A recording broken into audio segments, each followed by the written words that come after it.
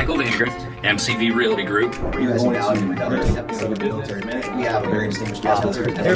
Our mission is to be the real estate company of choice, to always utilize resources and technology to provide the best service to all of our clients, to be able to provide the options to best fit each client's needs, to treat every client like family and guide them to a destination.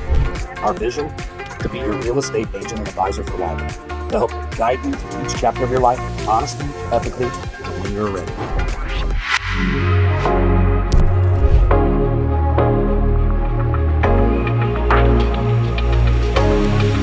Hello, everyone. Welcome back to another 3Rivers market report. Couple days behind, but clients always come first. We've been really busy lately helping people out, helping people make moves, but we're still getting that info out to you. It was still recorded Wednesday morning at 8 a.m. So we clocked the market at the same time, comparing apples to apples. So we saw up arrows definitely beat down arrows. Almost everything was up except pendings. Active available listings were up 3.5% week over week, up 62% year over year, showing that there's more available homes for sale right now. We also saw new listings up just less than 1% week over week, but up 37% year over year. Solds came in up 39% week over week, up 15% year over year. Pending are only real down here. We had down 9% week over week, down just less than 1% year over year. Median sale price came in at $244,750, showing about 3% appreciation versus last year's number the last 7 days. We're seeing over the last 12 months, we've got still 250,000 median, showing about 6% appreciation. So we have seen a cooling in prices, and we've seen inventory rising over the last 11 weeks. So what's to come? We will see. I don't know. Maybe this is the crash everybody's waiting for, and it's just stalled out level prices. And maybe for this year, we're going to see level prices. Right now, we're trending for about 3% up, which would be a lot lower than we've seen in the past few years. Days on market did speed up, which shows stronger buyer demand.